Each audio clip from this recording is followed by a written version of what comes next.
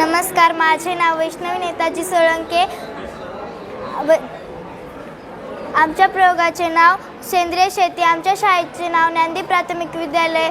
मार्गदर्शक शिक्षक श्री साठे sir, Shrimati Darade ma'am. आम्ही मुक्त गोठा आहे. मुक्त गोठ्यामुळे जनावरे जी जनावरे जे मोकळे सोडले जातात त्यामुळे त्यांचे आरोग्य चांगले राहते आणि शेतकऱ्याला पण याचा खूप मोठा फायदा होतो. त्यांच्यापासून जे शेण भेटते त्या शेणापासून आपण बायोगॅसमध्ये टाकू शकतो. बायोगॅसमध्ये शेण, पाणी, घरामधील खरकटे, भाजीपाल्यांची साली इत्यादी टाकून बायोगॅस तयार होतो. बायोगॅस आपण घरातही वापरू शकतो.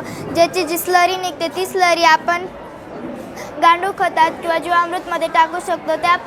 त्याच्यामध्ये नत्रस, फुलस, फालस असते, त्यामुळे पीक चांगले येते. दशपर्णी अर्कमध्ये 16 तऱ्हेचे पालेभाजी असते, त्यापासून दशपर्णी अर्क तयार होतो. हे कीटकनाशक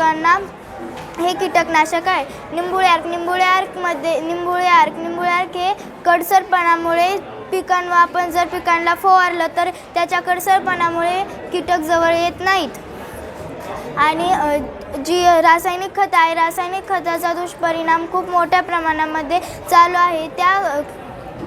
त्यामुळे आपल्या भारतातील पंजाब हे प्रगत राज्य, त्या राज्यामध्ये रासायनिक खताचा खूप मोठ्या प्रमाणामध्ये वापर केला जातो. त्यामुळे पंजाब ते राजस्थानपर्यंत स्पेशल कॅन्सरची ट्रेन चालू आहे. हे रासायनिक खताचे खूप मोठे दुष्परिणाम पाहायला मिळते. सोलारपासून आपण लाईट निर्मिती करू शकतो.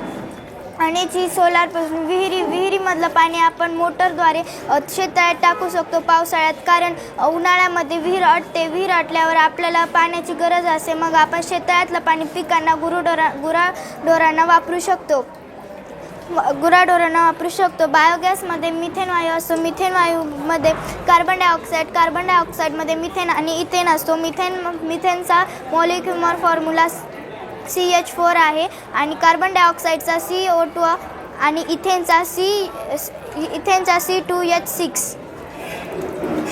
त्यापासून आणि ही सर्व सेंद्रिय शेती खूप फायद्याची आहे. आता जी शेतकरी आत्महत्या करतात, त्या आत्महत्या कमी होतात. मग त्यापासून आपल्याला सेंद्रिय शेती ही काळाची गरज आहे. आणि ह्या सगळं सेंद्रिय शेतीला शासनाकडून प्रत्येक ह्याला अनुदान आहे. जसं गाई गोठ्याला व मुक्त गोठ्याला 80 ते 85 हजार अनुदान आहे. सोलारला 50% अनुदान आहे. विहिरीला 5 लाख अनुदान आहे. शेततळ्याला 50% अनुदान आणि बायोगॅसलाही 50% अनुदान. गांडूळ खताला 50% अनुदान. म्हणून सेंद्रिय शेती ही काळाची गरज आहे. धन्यवाद. हा प्रकल्प बनवण्यासाठी तुला कोणत्या सरांनी मदत केली?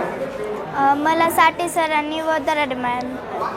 हा प्रकल्प तयार करण्यासाठी तुला लागलेला खर्च किती आहे साधारणतः 400 ते 500. आणि हा जर प्रकल्प मोठ्या स्केलवर जर आपल्याला लॉन्च करायचा आहे, जसं की समजा आता आमच्या शेतामध्ये हा प्रकल्प जर करायचा असेल तर साधारणतः किती खर्च येऊ शकतो? कमीत कमी शासनाकडून अनुदान आहे, त्याच मार्फत 8 ते 9 हजार रुपये खर्च येऊ शकतो. 8 ते 9 हजार रुपयामध्ये हा मिथेन बायोगॅसचा प्लांट हा आपण सेटअप करू शकतो करायचा. आता एक छोटासा प्रश्न विचारू. हो. हा जो मिथेन गॅस आहे, मिथेन गॅस जो तयार होणार आहे त्याच्यासाठी रॉ मटेरियल आपण काय करतोय की यांचं जे काही शेणखत वगैरे जे आहे त्याचा वापर करतोय, बरोबर आहे? तर हा गॅस तयार करणारा मायक्रो ऑर्गॅनिझमचं नाव तुला सांगता येईल का? मायक्रो ऑर्गॅनिझम कोण तयार करतोय तो मिथेन गॅस? ठीक आहे, मी सांगू का आता? मिथॅनोजन नावाचा बॅक्टेरिया. कोणता? मिथॅनोजन. तो काय करतोय की याच्यामध्ये असणारं जे सेल्युलोज आहे सेल्युलोज म्हणजे याच्यामध्ये हे वनस्पती खाल्ल्यापासून याच्यापासून जे वेस्ट आहे याच्यामध्ये जे सेल्युलोज असते त्याला खाऊन तो गॅस निर्माण करतो. खूप सुंदर तुम्ही या ठिकाणी हे सगळं सेटअप तयार केलेलं आहे. एक नंबर बनवलं तुम्हाला लय वेळ लागला असेल.